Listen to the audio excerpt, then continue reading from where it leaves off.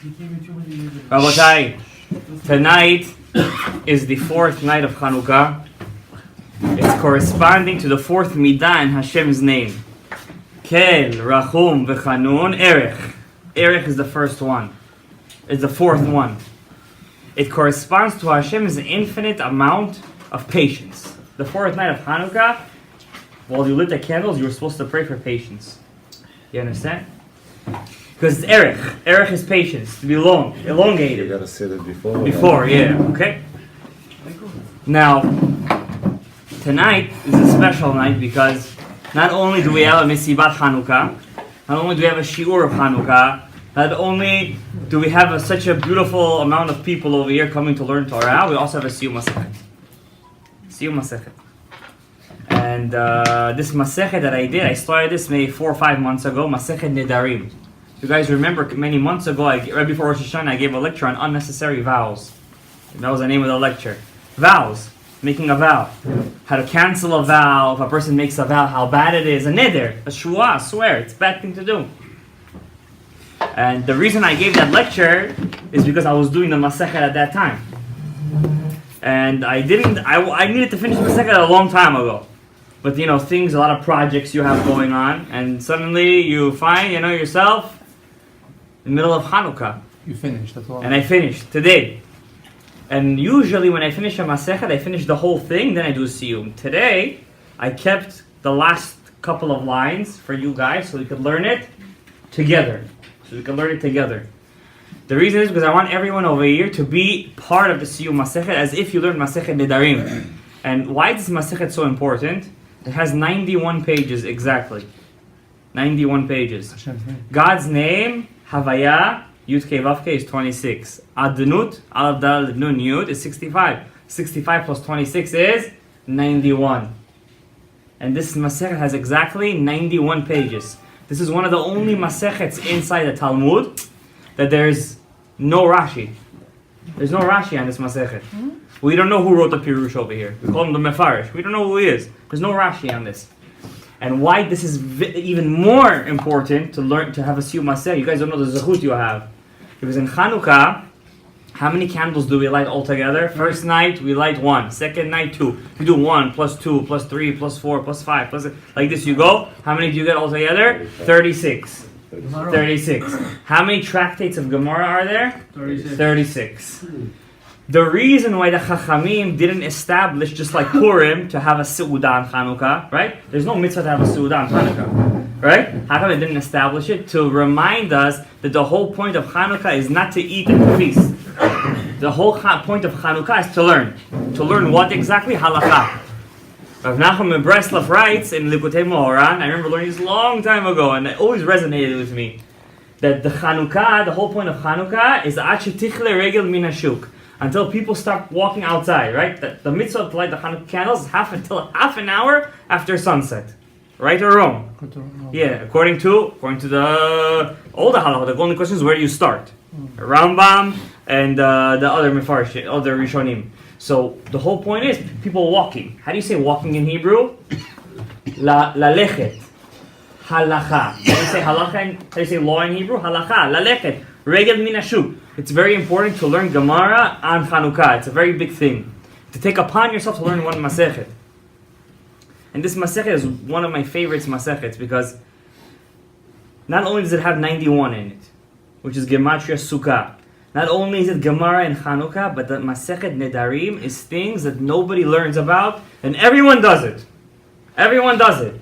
And the last 3 chapters talk about if your wife or your daughter made a neder, how do you revoke that neder? Can you revoke? Not nullify, revoke the neder. What's the difference between nullifying and revoking? When you revoke a neder, I already made a neder. I go to the rabbi, he says, I can't do this anymore. I regret I did it. The rabbi says, okay. Mutarim lachem, mutarim lachem, mutarim lachem. No more. You went over, you weren't supposed to make that vow, but I let it go. What's revoking the neder? It's as if she didn't make it in the first place. It's as if she didn't make it. It's like retroactively. We go back in time. Like it never happened. So if you hear your wife making a vow, I vow I'm not gonna eat in my in-laws' house anymore. I vow I'm not gonna, God forbid, do the mitzvah with my husband anymore. I vow that I'm not gonna do shopping anymore. Any kind of vow or swear you hear her make, right away on the day that you heard it, you have that day, that 12-hour period, you have to say 3 words. Mufarlach, mufarlach, mufarlach. It has been revoked, it has been revoked, it has been revoked. Okay? Now there's a catch to this. You're only allowed to revoke a vow of your wife on one condition. If you heard it? If it has something to do with you. You understand? So let's say she said, I make a vow, I'm not gonna eat from anybody. I'm not gonna take favors from anybody in my life anymore. I'm never gonna take a favor from anyone. Some women, they have a lot of ego, so in their anger, I'm like, I'm never gonna take a favor from anyone. Is that something that has to do with the husband? Yeah. The Gemara says yes, because just from anyone. He's included in anyone, but he could only revoke her vow in regards to himself. So if he says, mufarlach, mufarlach, mufarlach, he revoked, now she could take a favor from him.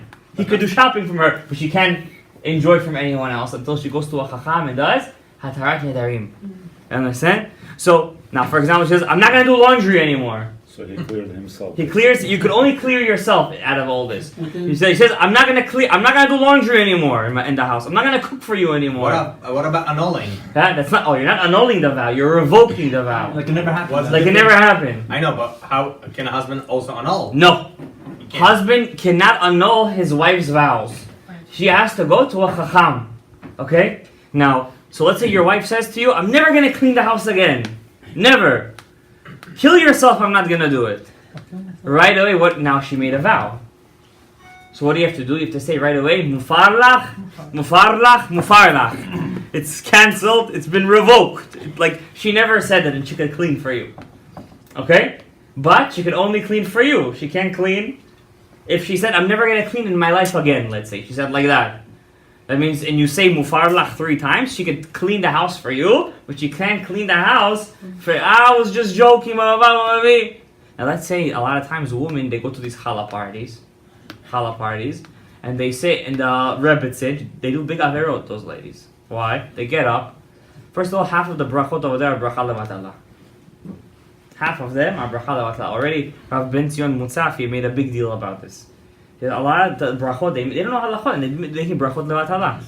Okay, that's number 1. Number 2, what else is the issue over there? In this, they take upon themselves mitzvot. I take upon myself Cover my hair. to cover my hair. I take upon myself to learn 2 halachot of lashon hara a day. I take upon myself to do A, B, C, D. Hello, what you just did was what? Neder. You made a neder. And does she do it? Just like that. Just like that. Exactly. So what, in this case, could a husband revoke her vow? What do you guys think? He wasn't there. Yeah, but on the day that he hears it, he could revoke it. Right, as the Torah says.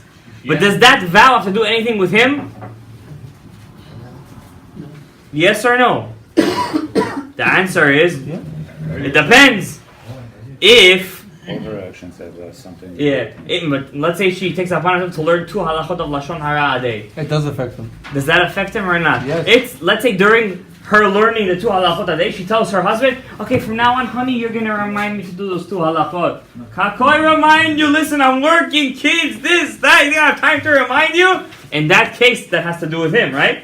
Now, let's say, chas v'shalom, the Gemara says, whoever takes upon himself a mitzvah and he doesn't do it, God forbid, his wife and his kids, chas v'shalom, the Gemara says, I don't want to say. Something really bad. If you take upon yourself a mitzvah and you don't do it, God forbid. So let's say you say, chas v'shalom, she took upon herself a mitzvah, kain muram, I don't want to be alone. I don't want to live alone. I don't want to go through marriage and this and all that again. Once was enough in my life. So in that case, does it have to do with you? Yes. So you could say mufal, but let's say she took upon herself a mitzvah, it has nothing to do with you. Nothing.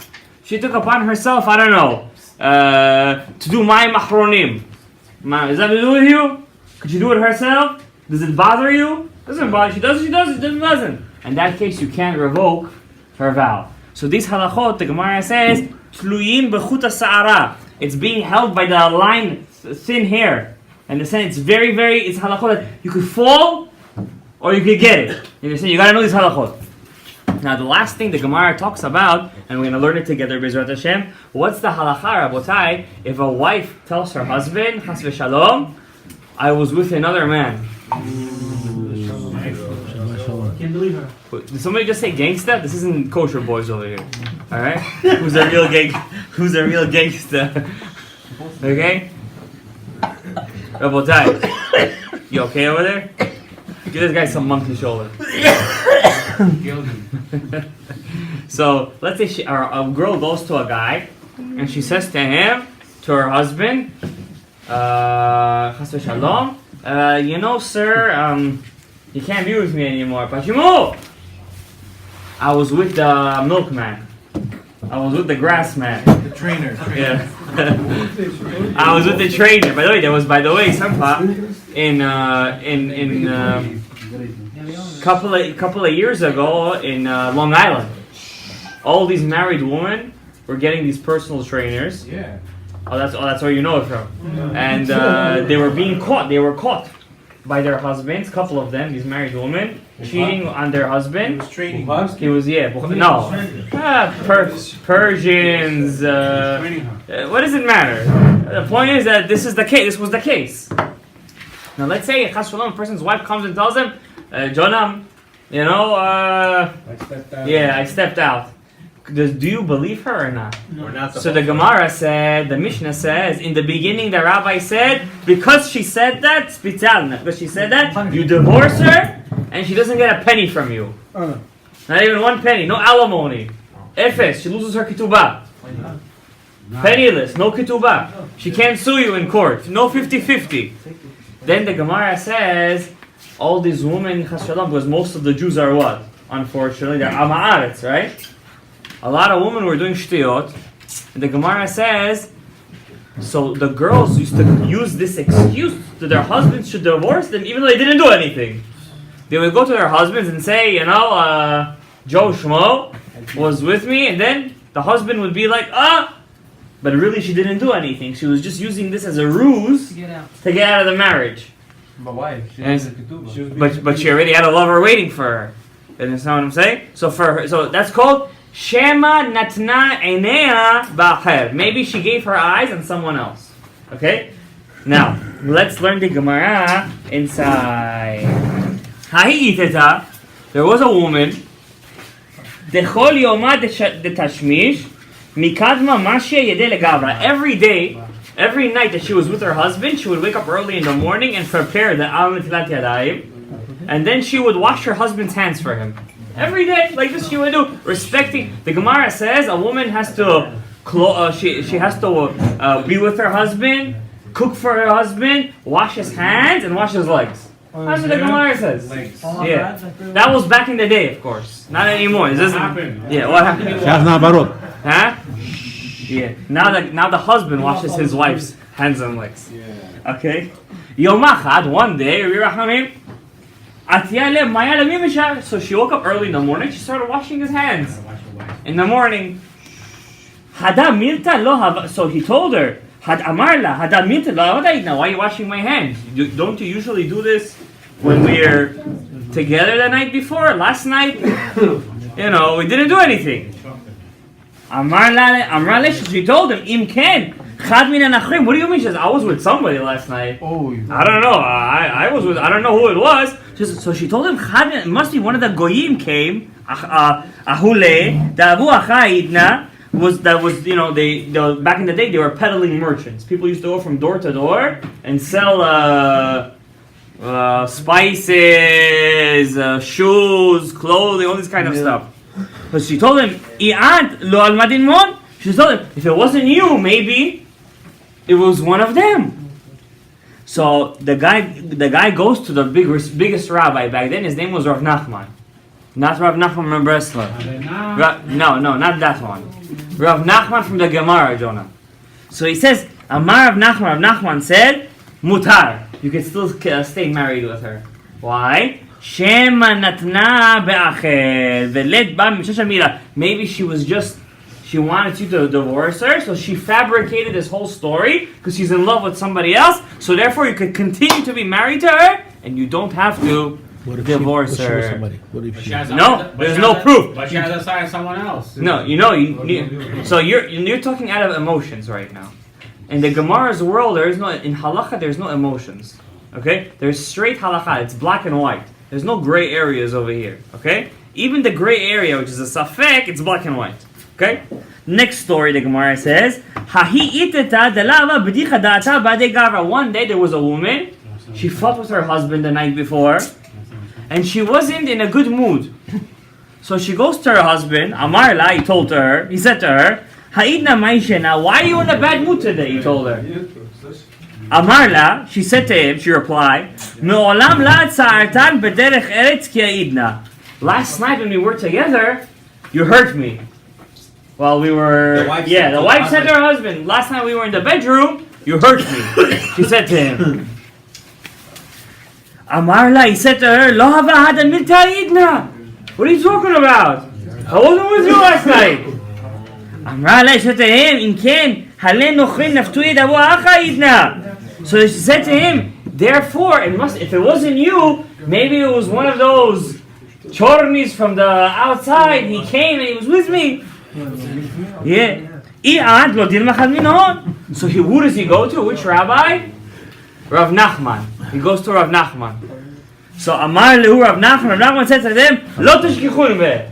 Don't pay attention to what she says. She's lying. Could have been a dream. Yeah.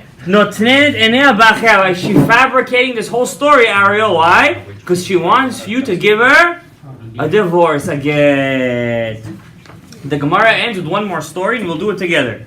And this story has a very big lesson to our everyday life.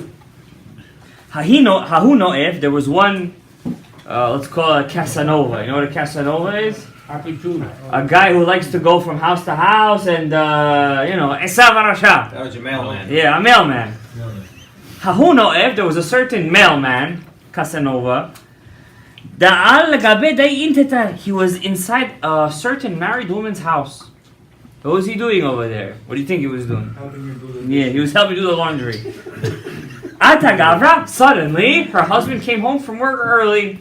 Ding dong. Comes inside the house. Right away, the mailman over there, he was very fast. He hid under the couch. He didn't do anything yet. He was just hiding under the couch. The Gemara is going to explain why in a minute. There was some watercress, like lettuce, on the floor over there, on the table. Husband came home. He didn't see the guy. So he took the watercress, the lettuce, and he was about to eat it.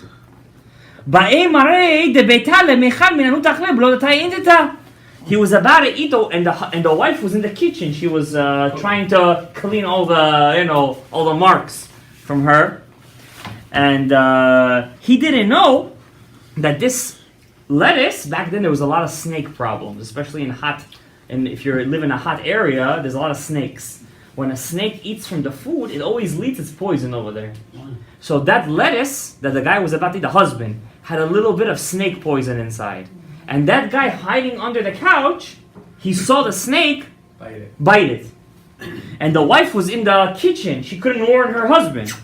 Right away, he hears a voice under the couch. Amar le'ahu noef. The Casanova started to yell, Lo tilchul minhun, talminu chivya, don't eat from the watercress, the lettuce. Why? The snake poisoned it.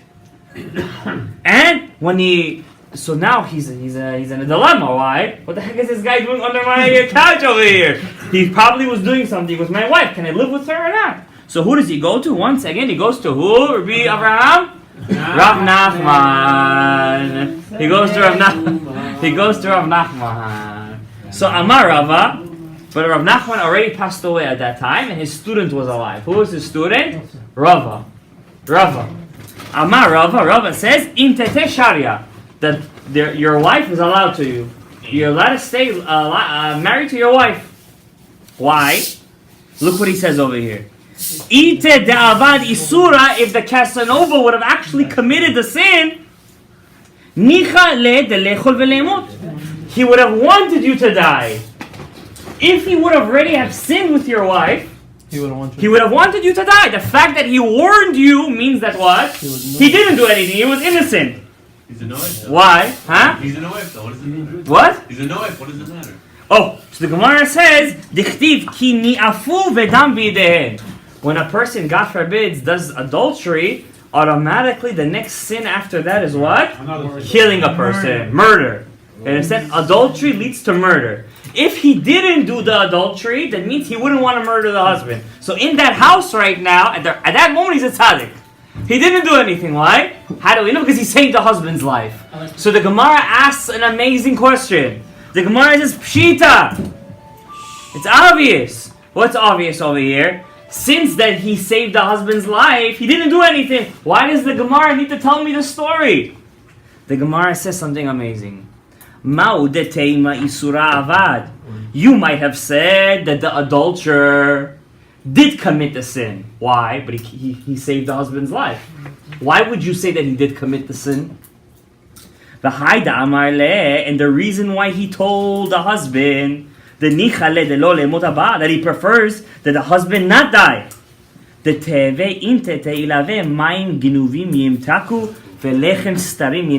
is a rule in life.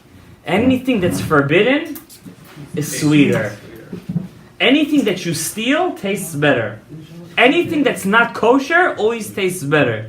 Anything that you do in a bad way is always more. It's kaif. It's more. There's more adrenaline. There's more. So you might say, why did the guy keep him alive? Because he wants the woman to stay married. Why does he want her to stay married? Because as long as she's married, he's enjoying much more. So the Gemara says, Ka, these are the last three words of the Gemara, let's all say it together. Ka mashma lan. The Gemara comes and teaches us, no, that's not the reason. In the case of an OF, even though, I like to hear my voice, but not to that extent. Ka mashma lan, the Gemara teaches us that no, that's not the case. Even though it's more enjoyable when something comes in a more forbidden way, in the case of an OF, an adulterer, that doesn't apply. Because he wouldn't want a person to die because of him. And that's how the Gemara ends. Isn't echad lebal, echad leboil also? What? Asura leboil, asura lebal. Over here he didn't do anything. Even if he passes away, you can't have no. That's true, but what is he's doing an Averah? You think he cares asura leboil, asura lebal? He just wants to enjoy himself. I think he's still gonna be man genugim tough. That's true, but he doesn't know that. If he's a no'ef, you think he knows his halakha? He doesn't know anything. He's just working with his life, with his animalistic neshama. The Gemara ends over here. Let's do the Kaddish.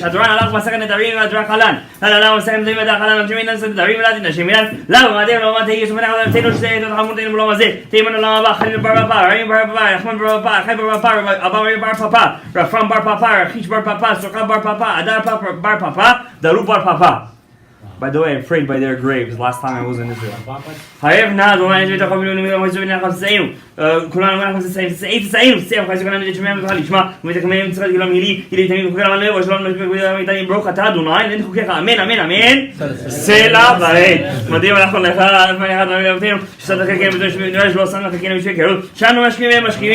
wake up in the morning and the goyim wake up in the morning. Anu mashkirin divrei Torah.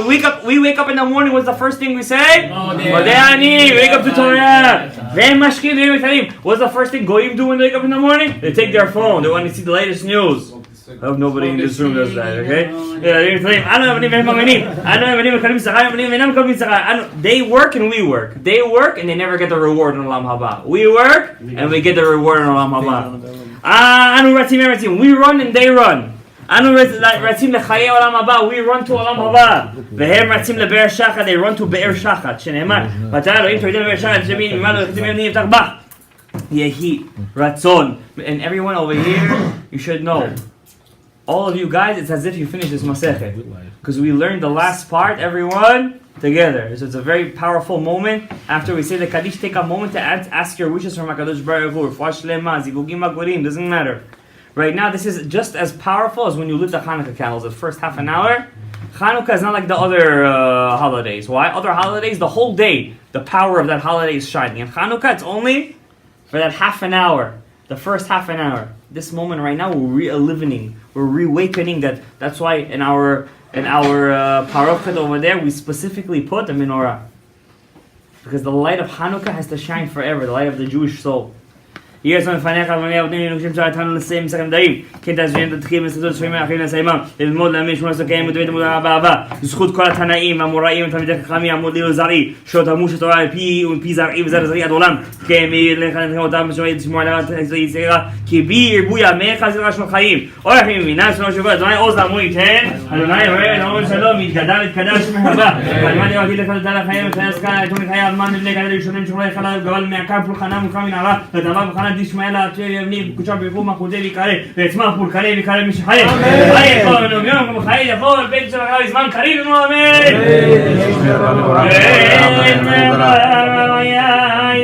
וישאית פרעית ומנסה ילד לתשמית קודשה ברכו לעידם ומחתה שידעת שבעלה נחמני בעלמה ונו אמן אני זרע ובנתם מדי ולקות תלמיד אמן נזכיר מקום מעשתי ובתקדיש תדי ותדי קורתי בכל אתר ואתר ויהיה לו נכון של מרבה בחינה חיסדה והחמין וחיים עריכים וזוני וחי בוקן כדאים עבודים בשמעה ועב ונו אמן איש של המעלה שחיים סבישענו וחם שזרפה ואולי זכה פרעה ובח ועשה לו ישראל ונו אמן ופסלנו ממנו הוא וחמן ששמענו כל עמו ישראל ונו אמן מזל טוב! It's the same May your energy pass to us. Next Masechet Nida, B'ezrat Hashem. Nida? Yes. I would like to learn. How many Okay. pages is it? Nida 72. Where's the 91. I have a question. Yeah. How long it will take? How long? 3 months. It's complicated Masechet. It's very